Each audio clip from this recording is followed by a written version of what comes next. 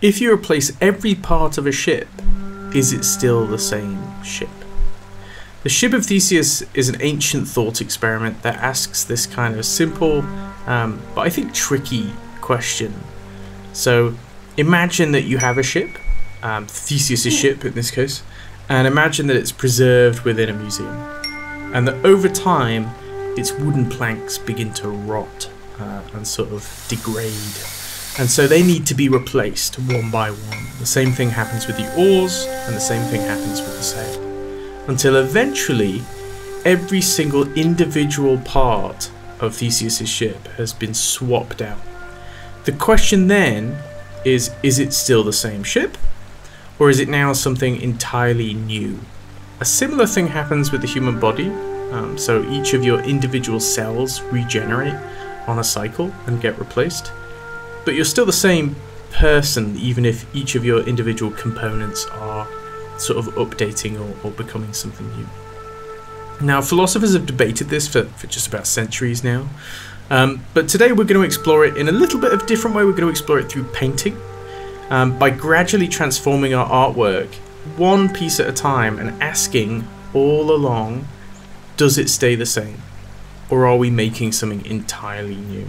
Okay, so let's find out. Now, if you're anything like me, you will have been in a position at some point where studying an image is sometimes all you feel that you are able to do, right? You will have realized that while you're capable of copying from a reference just fine, when it comes to painting from your imagination, suddenly you kind of freeze up and you can't think of what the next step is, or you can't even make a start in the first place. Maybe that kind of empty void of canvas is just so intimidating to the point where you feel paralyzed, right? You wouldn't be wrong or silly if you had that fear at all. It's quite a common hurdle that I see in students all the time. And you've got to trust me when I say that it doesn't mean that you lack creativity or skill. What it means is that your brain craves some kind of a structure.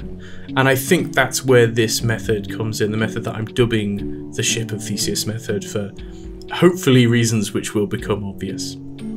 So let's lean into what we're good at and start with what we know, right? Which is the studying portion. So here I'm studying a photo of an old miner's house that I found on Wikimedia Commons. I really like the kind of crooked angle that the whole thing's set on, and the amount of atmosphere that it's smothered in is just so juicy. Already, as I'm looking at the reference, my imagination is just going wild, right?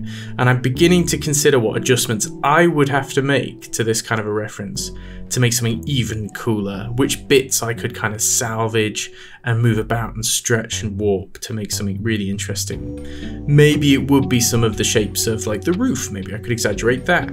Maybe I could change the time of day or the weather and have some kind of creature sneaking out from under that porch, right? So this isn't just something that I'm doing after the fact, once I already have the reference. It's kind of core to why I save a lot of my references in the first place, right? And something that I discuss in another video that I have on reference gathering, and I'll link that somewhere else.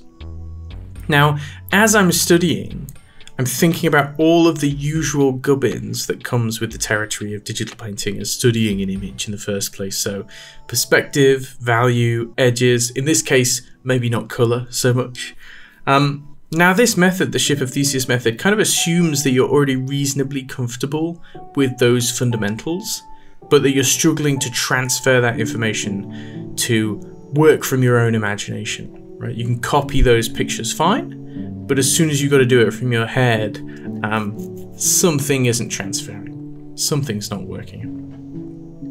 Now, once we've got the original study complete, we actually get to have fun. We get to start dismantling our Ship of Theseus, as it were, and replacing planks. And remember that we're replacing planks sort of one by one, okay? So it could be something nice and simple, like changing the time of day, like this. And by doing that, it's effectively just a multiply layer, right? We're just making a sweeping value change to the image.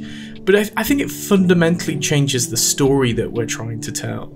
I think that now that the image is darker, it feels a bit creepier, right?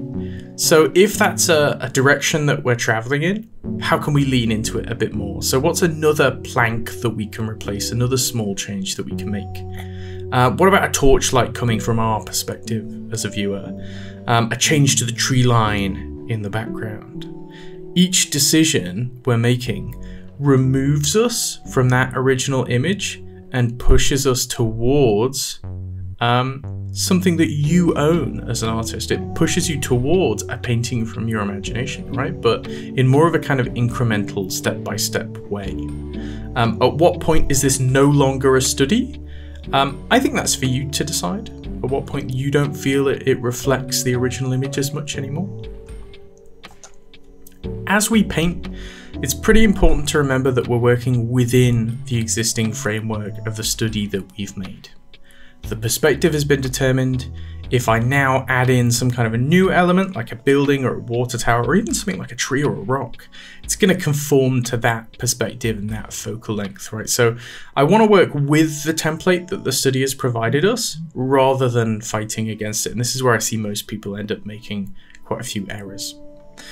Another thing that I'm quite pleased with this method for is how it changes our mindset when it comes to the original study, that initial piece of painting that we do, right? So I think when you know that you're going to be painting over it, your mindset really shifts. You'll become a lot more intentional with the value structure, color relationships, design, as you're studying, because you know that you're going to need to recall that information right away. So the study is no longer just this throwaway practice. It's not just a one and done, oh, I'm just going to get it over with so I can say I've studied something today.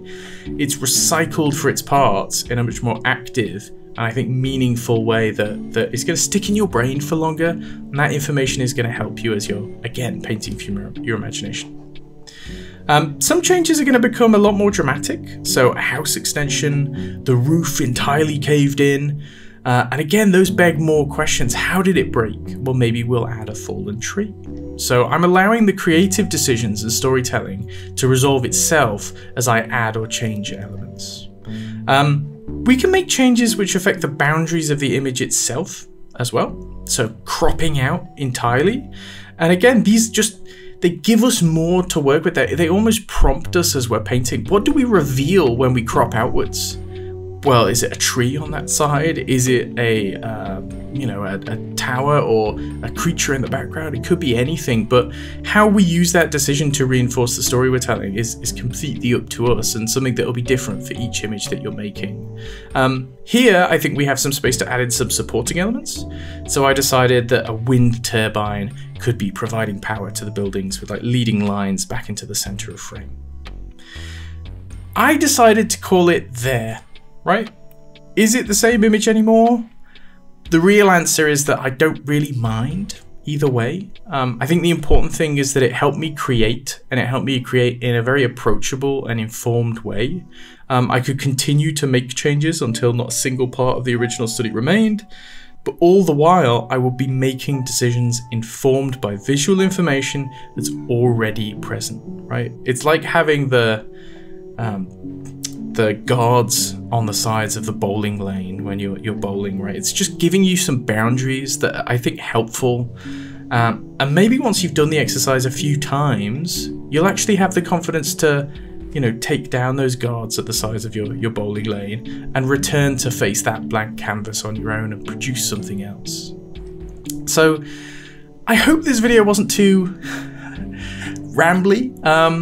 And I hope that the Ship of Theseus method, as I'm calling it, is going to provide you with some kind of way to incrementally paint from imagination and move away from studies. They ground it in that study work that you initially create, but it's a chance to sort of step by step just get a bit further away from those studies in a I think fun way.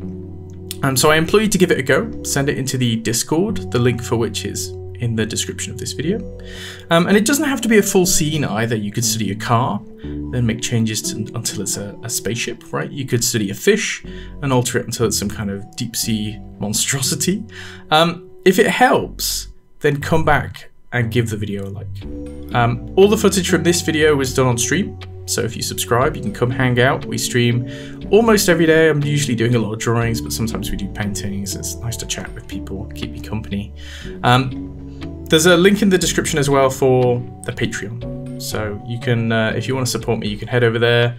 We do Patreon critique. There are a few people in the Patreon who I've given them specific concept briefs that I'm giving them feedback on. So it's like a sort of mini, very relaxed form of mentorship. Other than that, thank you for watching and have a wonderful day.